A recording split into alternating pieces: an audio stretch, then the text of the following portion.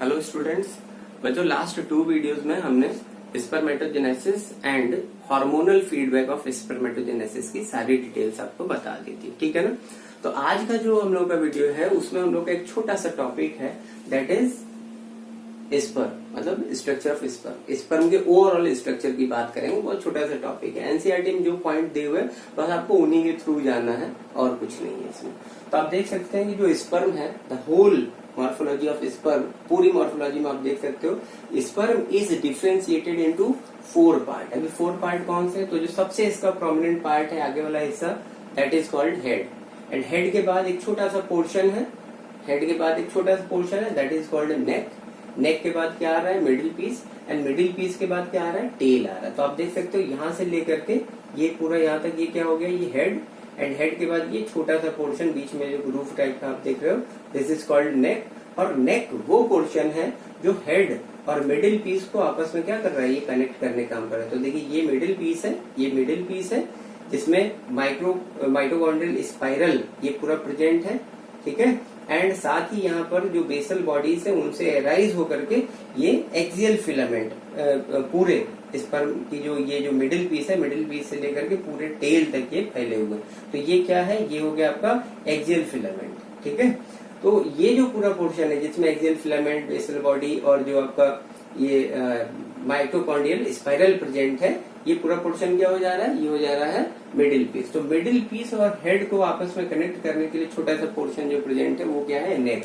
अब देखते हैं जो हेड है उसमें क्या है। तो हेड जो है वो डिफरेंशिएट हो रहा है। हेड का जो सबसे प्रोमिनेंट पोर्शन, जो सबसे आगे वाला हिस्सा है, that is called acrosome, that is called acrosome. और एक्रोसोम का फॉर्मेशन हुआ कैसे? तो यहाँ पर फॉर्मेशन में आपको एक पॉइंट और ध्यान देना है कि जो स्पर्म है ये शुरू से ही ऐसा नहीं दिखाई दे रहा है, ठीक है। स्पर्मेटोजेनेसिस की सबसे लास्ट स्टेज में जहाँ पर आप देखिए, जहाँ पर स्पर्मेटिड बन रहा है, तो स्पर्मेटिड क्या है? एक सेल ही तो है, एक स्फेरिकल एक सेल है और हैप्लॉइड सेल है, ठीक है ना। हैप्लॉइड है, समझ पाते हैं? मियोसिस के बाद बन रहा है ना, तो हैप्लॉइड है।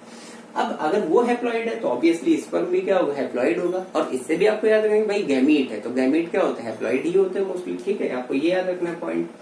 तो ये जो एक्रोसोम है इसका फॉर्मेशन किससे हुआ? इसका फॉर्मेशन हुआ गोल्गी बॉडी से। और गोल्गी बॉडी किसके? तो जो स्पर्मेटिड है, स्पर्मेटिड की जो गोल्गी बॉडी है, उस गोल्गी बॉडी से फॉर्मेशन किसका हो रहा है? एक्रोसोम का हो रहा है, एक्रोसोम का हो रहा है, ठीक है। और ये जो एक्रोसोम है इसका एक बड़ा स्पेसिफिक फंक्शन है, जो फर्टिलाइजेशन है उस फर्टिलाइजेशन में ये फैसिलिटेट कर रहा है, फर्टिलाइजेशन को फैसिलिटेट कर रहा है। कैसे? तो यहाँ पर एक प्रोटीलिटिक एंजाइम की सिंथेसिस होती है, गोल्गी बॉडीज की वजह से एक प्रोटीलिटिक एंजाइम की सिंथेसिस होती है।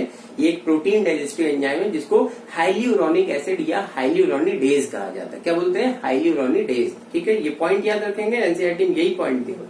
और यूजुअली ये जो हमारा प्रोटीलिटिक एसिड है, जो हाइल्यूरोनिडेज है, इसको और क्या कहते हैं? तो this is a kind of sperm lysine, ठीक है। ये क्या है? ये एक स्पर्म लाइसिन है, समझ बात आ गई। तो एक्रोसोम जो है स्पर्म लाइसिन को रिलीज कर रहा है जो कि हाइल्यूरोनिडेज है, और ये एक प्रोटीलिटिक एंजाइम है। इसका फंक्शन ये है कि जब क्वाइटिस के दौरान जो स्पर्म रिलीज हो रहे हैं फीमेल ट्रैक्ट में, ठीक है, फीमेल के जो रिप्रोडक्टिव ट्रैक्ट है उसमें जब क्वाइटिस के दौरान जब स्पर्म रिलीज किए गए, सीमेन फ्लूइड में जो प्रेजेंट है स्पर्म, तो वो स्पर्म मूव करते हुए कहाँ पर जा रहे हैं? फेलोपियन ट्यूब की तरफ। अब फेलोपियन ट्यूब में जा करके जो एम्पुला वाला पोर्शन है, ध्यान दीजिए, एम्पुला वाला पोर्शन, उस एम्पुला वाले पोर्शन मैंने क्या बताया था? एम्पुला में ए एम को ले लेना है। ए का मतलब आ, एम फॉर क्या है? मिलो। आ मिलो कौन? मतलब स्पर्म और जो ओवम है ना, ओवम। एक्चुअली ओवम वहां पर एग्जैक्टली वो ओवम नहीं है, वो क्या है? वो सेकेंडरी oocyte है। तो उन दोनों का फ्यूजन, वो फ्यूजन करने के लिए अब जब फ्यूज हो गए, ठीक है, जो स्पर्म है और जो ओवम है वो आपस में एक दूसरे के कांटेक्ट में तो आ गए, लेकिन अभी भी फर्टिलाइजेशन नहीं हुआ। क्यों? क्योंकि जो हमारा सेकेंडरी oocyte है, जो जिसे अभी एग्जैक्टली वहां पर एग कह सकते हैं, सेकेंडरी oocyte एम्पुला में, उसके चारों ओर उसकी प्लाज्मा मेम्ब्रेन के ऊपर भी एक कवरिंग प्रेजेंट है ना, एक थिक परफोरेटेड कवरिंग प्रेजेंट है। क्या है वो? उस कवरिंग को क्या बोलते हैं? तो उसको बोलते हैं जोना पेलिसिडा, ठीक है, that is called zona pellucida. तो उस जोना पेलिसिडा को पेनिट्रेट करने के लिए, ठीक है, पेनिट्रेट करने के लिए यहाँ एक्रोसोम ही मेजर रोल प्ले कर रहा है। क्यों? क्योंकि एक्रोसोम ही क्या रिलीज कर रहा है? ये स्पर्मलाइसिन मतलब प्रोटीयोलिटिक एंजाइम जो हाइलुरोनिक एसिड है वो रिलीज इसने किया, ठीक है, सिंथेसाइज किया, ऑब्वियसली यहीं से रिलीज होगा। एंड ये जाकर के उस जो कवरिंग है, जो एग की जो मेम्ब्रेन है, जो कवरिंग है, ठीक है ना, उस कवरिंग को क्या करते हैं, उसको डिसॉल्व कर देता है, मतलब उसको डाइजेस्ट कर देता है। एंड डाइजेस्ट करने के बाद ये जो लार्ज एंड प्रोमिनेंट न्यूक्लियस है, एक्सोसोम के जस्ट पीछे जो बड़ा से ये पूरा पोर्शन देख रहे हो, that is large prominent nucleus. तो ये न्यूक्लियस ही कहां पर पहुंचेगा, ये न्यूक्लियस पहुंचेगा एग सेल के अंदर, ठीक है। लेकिन यहाँ पर आपको एक पॉइंट और याद रखना है कि कभी कभी ऑब्जेक्टिव में ये क्वेश्चन आ जाता है कि पूरे स्पर्म में फर्टिलाइजेशन के बाद स्पर्म का कौन सा पार्ट जो है एग सेल में एंटर करता है। तो कभी कभी ऑब्जेक्टिव में आपको केवल इतना दिया रहेगा, ओनली हेड। हेड का मतलब भाई एक्टोसोम तो गया, उसने अपना जो फंक्शन करना था वो कर दिया। इसके बाद क्या है आपका न्यूक्लियस। अब न्यूक्लियस, ठीक है, हेड में आप ध्यान देंगे कि न्यूक्लियस। तो कभी कभी ऑब्जेक्टिव में दिया रहता है कि न्यूक्लियस, कभी दिया रहता है हेड, ठीक है। तो आप ठीक है अपनी सहूलियत से आपने पढ़ा हुआ है, समझा हुआ है, आपने जो करेक्ट ऑप्शन है उसको टिक लगाया।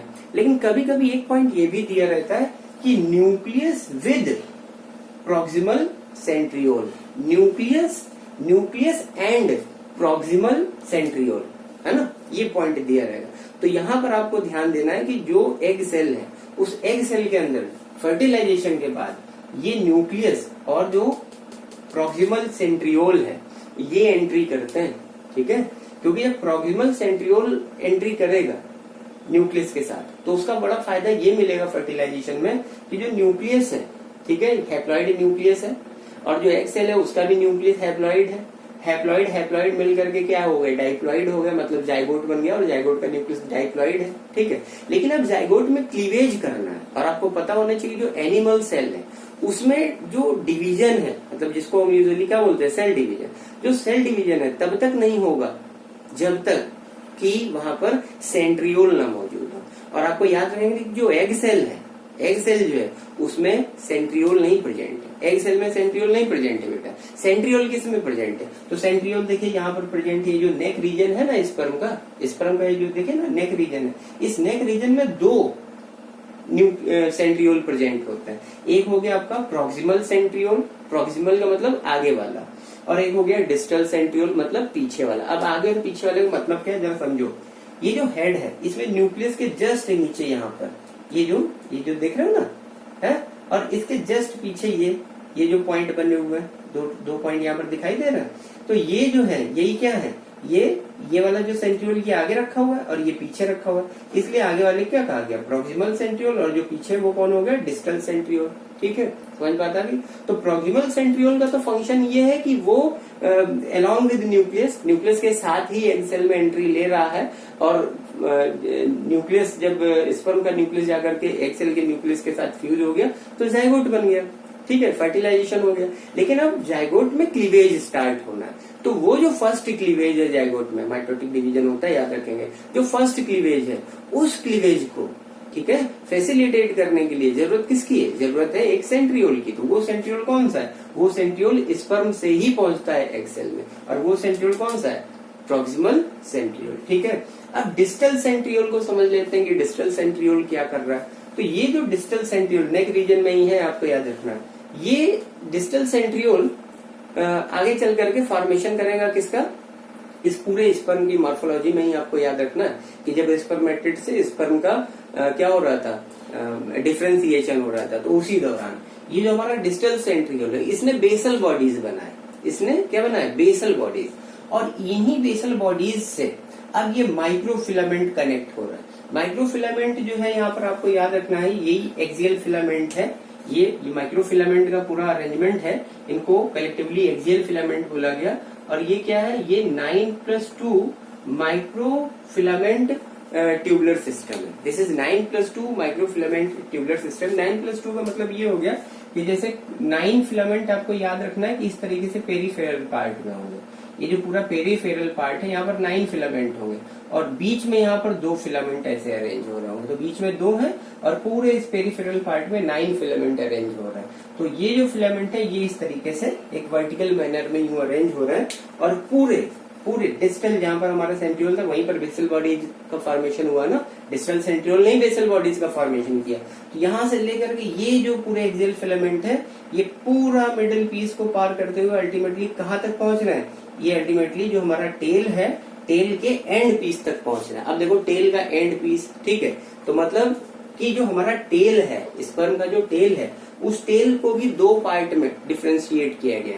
टेल का एक बड़ा मेजर पार्ट जो एक फाइब्रस शीथ से कवर रहता है, जहां पर ये जो हमारे एक्सियल फिलामेंट है एक फाइब्रस शीथ से कवर रहते हैं, उस मेजर पार्ट को क्या बोलते हैं, वो मेजर पार्ट हो गया आपका मेन पीस, ठीक है, या main body of the tail. तो ये देखिए यहां से ये पूरा ये क्या है, यहां तक ये मेन बॉडी है। और उसके बाद जो एंड पीस है, टेल का जो एंड पीस है, याद रखना टेल का एंड पीस, वहां पर जो एक्सियल फिलामेंट है वो क्या है, नेकेड है। Point you have to remember कि जो एंड पीस है वहां पर एक्सियल फिलामेंट जो है वो क्या है, नेकेड है स्पर्म में। एंड मेन पीस जो है वहां पर एक्सियल फिलामेंट कवर्ड है विद ए फाइब्रस शीथ। आगे बात समझ में क्लियर। यही फाइब्रस शीथ जो है इस मिडिल पीस में न्यूक्लियस के लगभग पोस्टीरियर पार्ट को कवर करते हुए, नेक रीजन को पूरे कवर करते हुए, और पूरे मिडिल पीस पर ये जो फाइब्रस शीथ है ये थोड़ा सा ज्यादा थिक होती है, एंड ये पूरे मिडिल पीस से लेकर के नेक रीजन और न्यूक्लियस के पिछले पोर्शन को कवर कर रही है। तो यहाँ पर इस फाइब्रस शीथ को क्या नाम दिया गया है, मैंचेट, ठीक है। जैसे मैंचेट अगर आ जाए कि व्हाट इज मैंचेट, तो ये एक फाइब्रस शीथ है जो पूरे मिडिल पीस को और नेक को और जो आपका न्यूक्लियस का जो पिछला पोर्शन है ना, posterior part of the nucleus, उसको उसने कवर कर रखा है। तो देखिए रेड से यहाँ पर रेड कलर से मैंने मार्क करके इस चीज को दिखाया भी। फिर यहाँ पर इस पूरे मिडिल पीस में आपने ये देखा कि एक्सियल फिलामेंट तो प्रेजेंट है ही है, लेकिन साथ ही यहाँ पर क्या है कि इस तरह से ये आप देख रहे हैं ना, स्पाइरल अरेंजमेंट, ऐसे ये स्पाइरल अरेंजमेंट। तो ये जो स्पाइरल अरेंजमेंट है ये क्या है, तो this is the mitochondrial spiral, ठीक है। मतलब कि जो मिडिल पीस है, याद रखना आपको, M for middle piece, M for mitochondrial spiral. तो जो मिडिल पीस है वहां पर माइटोकॉन्ड्रियल स्पाइरल प्रेजेंट होता है, और माइटोकॉन्ड्रियल स्पाइरल में नंबर ऑफ माइटोकॉन्ड्रिया अगर पूछा जाए कितने होते हैं, तो याद रखना है आपको 10 to 14, ठीक है ना। एनसीईआरटी में जो पॉइंट दिया है बेटा उसी के बिहाफ पर मैं बात कर रहा हूँ, ठीक है। वैसे तो आप अलग अलग किताबों में पढ़ेंगे तो दिस नंबर में वेरिएबल, ठीक है। कुछ लोगों ने कुछ किताबों में तो यहाँ तक कि नेक को भी एक अलग पार्ट नहीं माना गया है, केवल 3 पार्ट ही बताए गए, ठीक है ना, हेड, मिडिल पीस और टेल। लेकिन आपको ध्यान देना है कि नेक भी एक पार्ट है, क्योंकि ज्यादातर जो बहुत अच्छी बुक्स है, अच्छे राइटर्स की बुक है, वहां पर नेक भी एक पार्ट बनाया गया, शामिल किया गया। तो पूरे स्पर्म में 4 पार्ट मौजूद है, ठीक है ना, समझ बात आ गई। अब यहाँ पर एक क्वेश्चन एराइज होता है, ध्यान दें, अगर एनसीईआरटी के पॉइंट ऑफ व्यू से, जो एनसीईआरटी में लाइन लिखी है उस पॉइंट ऑफ व्यू से अगर क्वेश्चन पेपर सेट हो रहा है और वहां पर स्पर्म से रिलेटेड पूछा है कि एक स्पर्म में, ह्यूमन स्पर्म में, मैमेलियन स्पर्म में कितने पार्ट होते हैं, ठीक है। तो अगर एनसीईआरटी पॉइंट ऑफ व्यू से ऑप्शन दिए गए तब तो भाई आपको 4 पार्ट उन्होंने लिख दिया, देयर आर 4 पार्ट, ठीक है। लेकिन बाय द वे मान लीजिए कि ऑप्शन में 4 पार्ट दिया ही नहीं है ऑप्शन में 4 पार्ट, 2 दे दिया है, 5 दे दिया है, 3 दे दिया है, कुछ और नंबर दे दिया गया, लेकिन 4 नहीं दिया हुआ है, तब आपको ध्यान देना है कि ऐसे क्वेश्चन को आप छोड़ नहीं देंगे, ठीक है ना, कंफ्यूजन नहीं रखेंगे। ऐसे पोर्शन में, जब ऐसे क्वेश्चन में अगर इस टाइप का ऑप्शन हो जिसमें 4 दिया ही ना हो, बहुत सारे ऑप्शंस में अलग अलग नंबर दिए और एक कोई ऑप्शन में 3 दिया हुआ है, तो फिर हमें 3 को क्या कर लेना है, सिलेक्ट कर लेना। उसका रीजन ये कि बहुत सारी कुछ किताबें ऐसी हैं जहां पर नेक को कुछ एक अलग से पोर्शन नहीं माना है, नेक को एक सिंपल, एक, क्योंकि ये बहुत बड़ा प्रोमिनेंट पोर्शन नहीं है, इसको एक सिंपल जंक्शन माना है हेड और मिडिल के पीस के बीच में, ये अलग से कोई पोर्शन नहीं। लेकिन एनसीईआरटी में या कुछ और अच्छी जो बुक्स हैं उसमें आपको जो नेक पोर्शन है इसको भी एक पार्ट माना गया, भले ही एक छोटा सा पार्ट है लेकिन माना गया है। और जो नेक रीजन है यहाँ पर एक स्पेसिफिक अरेंजमेंट भी है, जो हमारे सेंट्रियोल्स प्रेजेंट है वो कहाँ है, वो केवल नेक रीजन में ही प्रेजेंट है। सेंट्रियोल जो है वो कहाँ पर प्रेजेंट है, नेक रीजन में प्रेजेंट है। आगे बात समझ में, ठीक है ना, तो ये ध्यान देंगे। इसके बाद अब आते हैं माइटोकॉन्ड्रियल स्पाइरल। तो इसका क्या फंक्शन है भैया, बहुत सिंपल सी बात है। माइटोकॉन्ड्रिया क्या है, mitochondria is the power house of cell, ठीक है। और जो हमारा स्पर्म है, इस स्पर्म में जरा ध्यान दीजिए, ये टेल इस तरीके से क्यों नेचर ने बनाई, ठीक है ना, सिंपली ऐसे ही रख देते, तो आपको पता होना चाहिए कि जो स्पर्म है that is a motile cell, एक मोटाइल बॉडी। मोटाइल का मतलब उसमें एक मूवमेंट होना है, और वो मूवमेंट कैसा, ऐसा यूं स्विम करता हुआ। फीमेल का जो जेनिटल ट्रैक्ट है उसमें ये ऐसे स्विम करता हुआ ये कहां तक पहुंच रहा है, ये फैलोपियन ट्यूब में पहुंच रहा है। तो वो जो स्विमिंग जो हो रही है उसके लिए जो ऐसा एक मूवमेंट है वो किस में जनरेट हो रहा है, वो टेल में जनरेट हो रहा है मूवमेंट। मतलब टेल जो है यूं तेजी से ऐसा यूं बीटिंग मूवमेंट करेगी, ठीक है, बीटिंग मूवमेंट करेगी। और वो जो मूवमेंट है, ठीक है, उसके लिए क्या जरूरत है, एनर्जी की जरूरत है। और वो एनर्जी कहाँ से आएगी, तो एनर्जी माइटोकॉन्ड्रिया से ही तो मिलेगी। Mitochondria is the power of cell, तो माइटोकॉन्ड्रिया से एनर्जी मिलेगी। इसीलिए आप देखिए कि मिडिल पीस में जो माइटोकॉन्ड्रियल डेंसिटी है वो बहुत ज्यादा है, बहुत ज्यादा डेंसिटी है माइटोकॉन्ड्रिया की, ठीक है, समझ बात आ गई। जिसकी वजह से यहाँ से एनर्जी जनरेट होगी, इस मिडिल पीस पूरे पोर्शन में एनर्जी जनरेट होगी। और यहाँ से जो हमारा ये जो आप यहाँ पर देखें, जहाँ पर मिडिल पीस खत्म हो रहा है, फिनिश हो रहा है, वहीं पर नीचे एक पार्ट, एक यहाँ पर ये अरेंजमेंट जो है, इस अरेंजमेंट को क्या नाम देते हैं, इसको वैसे तो किताबों में इसके लिए एन्युलस भी लिखा हुआ है, लेकिन ये एन्युलस बन किस कर रहा है, तो this is ring centriole. Centriole he actually ये होते हैं, रिंग सेंट्रियोल। एग्जैक्ट इनका कोई फंक्शन नहीं दिया हुआ है बुक में, लेकिन आज कुछ किताबों में ये पॉइंट लिखा हुआ है कि जो रिंग सेंट्रियोल है they suppose to be give rigidity to the tail, ठीक है। जो हमारे रिंग सेंट्रियोल है वो टेल को रिजिडिटी दे रहे हैं, टेल को रिजिडिटी दे रहे हैं। और रिजिडिटी की वजह से, ठीक है, बहुत मजबूती की वजह से यहाँ पर, और जो मिडिल पीस है वहाँ पर एनर्जी जनरेट हो रही है, तो यहाँ से एनर्जी मिल रही है। और जो हमारा रिंग सेंट्रियोल है ये एक डिफ्यूजन बैरियर है, और यहीं से एनर्जी डिफ्यूज होकर के पूरे टेल, ठीक है, यहाँ से ये मूवमेंट देखिए शुरू हुआ, और पूरे टेल में जो हमारा ये एक्सियल फिलामेंट प्रेजेंट है, उस पूरे एक्सियल फिलामेंट में एक तेज मूवमेंट जनरेट होता है। तो वो जो एक तेज ऐसा बीटिंग मूवमेंट है, उसकी वजह से स्पर्म क्या होता है, तेजी से ये मूव करते हुए फीमेल जेनिटल ट्रैक्ट में जो पूरा वोम्ब मतलब यूट्रस जो है उसको पार करते हुए कहाँ पर पहुंचे, फैलोपियन ट्यूब में, दोनों तरफ जाएंगे। अब डिपेंड करता है कि किस तरफ, कौन से फैलोपियन ट्यूब में पीरियोडिकली एक एग मौजूद है, ठीक है ना। तो उस फैलोपियन ट्यूब के एंगुलर पार्ट में पहुंचे कौन, स्पर्म, और वहां पर जाकर के जो जब एग सेल और स्पर्म आपस में ऐसे कांटेक्ट में आए तो एक्रोसोम ने स्पर्म लाइन से रिलीज किया, और एग के अराउंड जो मेम्ब्रेन है ना, प्लाज्मा मेम्ब्रेन के ऊपर जो एक कवरिंग है वो क्या हो गई, डिजॉल्व हो गई। देन एग की जो ट्रूली जो मेम्ब्रेन है वो कौन है, जो सेल की जो मेम्ब्रेन है, प्लाज्मा मेम्ब्रेन, उसको पार करते हुए ये जो हमारा एग जो स्पर्म है उसका जो न्यूक्लियस है और जो प्रोक्सिमल सेंट्रियोल है ये एग सेल के साइटोप्लाज्म में एंट्री लेंगे। फाइनली जो न्यूक्लियस है वो एग सेल के न्यूक्लियस से जाकर के ज्वाइन कर जाएगा एंड जाइगोट का फॉर्मेशन होगा। और जाइगोट फॉर्मेशन के बाद अब जो ये प्रोक्सिमल सेंट्रियोल है वो जाइगोट में फर्स्ट क्लीवेज के लिए क्या करेगा, रोल प्ले करेगा। आ रही बात समझ में।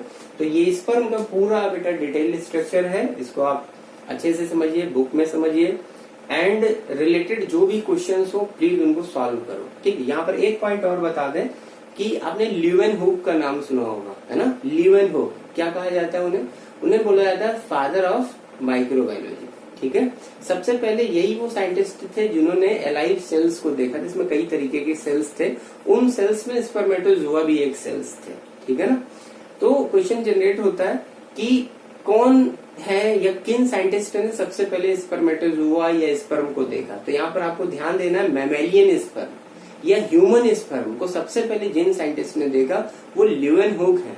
लेकिन लीवेनहुक के साथ एक और साइंटिस्ट थे, ठीक है ना। तो दो के नाम है, कभी कभी अगर ऑब्जेक्टिव में लीवेनहुक दिया गया है तो केवल आप लीवेनहुक दिया ओनली लीवेनहुक, तब तो आप उसको टिक लगाओगे, उसको सही मानोगे। लेकिन ध्यान देना यहाँ पर एक साइंटिस्ट है हैम, और हैम के साथ कौन है, लीवेनहुक, ठीक है। तो हैम एंड लीवेनहुक ये दो लोगों ने, दो कोवर्कर हैं कह सकते हैं कि दो लोगों ने मिलकर के सबसे पहले कुछ लाइव सेल्स पे वर्क किया, देखा, है ना। तो इनका नाम जो है आपको याद रखना है कि स्पर्म को सबसे पहले डिस्कवर करने वाले जो साइंटिस्ट है वो हैम एंड लीवेनहुक, ठीक है। इतनी बात समझ में आ गई, कोई प्रॉब्लम। अच्छा, एक चीज और आपको याद रखनी है, एनसीईआरटी में पॉइंट दिया हुआ है जो कि इम्पोर्टेंट पॉइंट है और एक क्वेश्चन इसमें बन सकता है। ये कहा जाएगा कि एक सिंगल क्वाइटिस के दौरान कितने स्पर्म रिलीज होते हैं, तो करीब करीब 300 200 to 300 billion, 300 to 200 billion sperm क्या हो रहा है एक सिंगल क्वाइटिस में रिलीज हो रहा है। ठीक है, इसमें भी अब जैसे मान लीजिए कि आपके जो भी स्पर्म रिलीज हुए उस पूरे पार्ट को आपने यूं ले लिया कि जो भी 100% डेंसिटी जो हमें स्पर्म की मिली एक सिंगल क्वाइटिस में, इसका केवल 60% ही क्या है जो कि फर्टिलाइजेशन में पार्टिसिपेट करता है, फर्टिलाइजेशन की एक्ट में पार्टिसिपेट करता है। लेकिन फाइनली फर्टिलाइजेशन की एक्ट में केवल एक सिंगल स्पर्म ही क्या होता है इन्वॉल्व हो पाता है। तो एक जो वो सिंगल स्पर्म है, इसका मतलब कि वो जो स्पर्म है वो वेल डिफाइंड पूरे अपनी मॉर्फोलॉजी रिप्रेजेंट कर रहा है। साथ ही ये जो एक सिंगल स्पर्म जो फाइनली एक सेल के साथ जाकर के फ्यूज हुआ, वो बाकी और जितने भी अब स्पर्म रह गए, ठीक है ना, उनसे क्या है ज्यादा एक्टिव है, that is most active to other sperms. ठीक है, तो एक सिंगल स्पर्म जाकर के क्या होता है फ्यूज होता है। अब इसमें क्वेश्चन जनरेटेड है कि 60% जो हमारे हैं 100% में केवल 60% ही जो है वो क्या होंगे जो इस प्रोसेस के लिए मतलब एक तरीके से वैल्यूएबल है। ठीक है, एंड इस 60% में भी, ठीक है, इस 60% में भी अगर इस 60% को एक बार हम क्या बना दे रहे हैं 100% मान ले रहे हैं। ठीक है, इस 60 जो क्वाइटिस में रिलीज हो रहा है वो ये हो गए सपोज, ठीक है ना, एंड वो जो रिलीज हुए क्वाइटिस के दौरान उसके 60% पार्ट को माना गया है कि वो जाकर के जो रिप्रोडक्शन की जो फाइनल इवेंट है जो फर्टिलाइजेशन वहां पर वो पार्टिसिपेट करेगा। लेकिन उस 60% का भी केवल 40% पार्ट, अगर इस 60% को 100% माने तो इसका केवल 40% पार्ट का मतलब 40% स्पर्म जो होते हैं वो क्या होते हैं, वो वेल डिफाइंड स्ट्रक्चर वाले होते हैं, मतलब जो मॉर्फोलॉजी में सारी चीजें उनको कंप्लीटली उसमें दिखाई दे रही। साथ ही साथ ये 40% क्या होते हैं बहुत ज्यादा एक्टिव होते हैं, और इन 40% में फाइनली कोई एक स्पर्म जो बहुत बहुत बहुत ज्यादा एक्टिव होगा वही जाकर के क्या होगा एक सेल जो है उसके साथ फ्यूज होगा एंड फर्टिलाइजेशन की इवेंट को कंप्लीट करेगा। आगे बात समझ में? तो आज के लिए इतना ही।